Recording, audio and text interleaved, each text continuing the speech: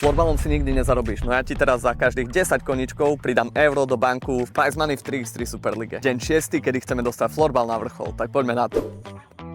Vyber si hráča, Dudovič alebo Pážak. Dudovič. OK, hokejový Slovan alebo HC Košice. HC Košice. Trošku mi to išlo slabo. Quiz, akú výšku majú florbalové mantinely? 50 cm. Fajn. Ranking, čo to je? Ranking na 3x3 Superlige, kde sa predbiehaš, kto bude najlepší. Najväčší rozdiel v pravidlách 3x3 florbalu? Rozdiel zmenšené brány pri streetovom formáte.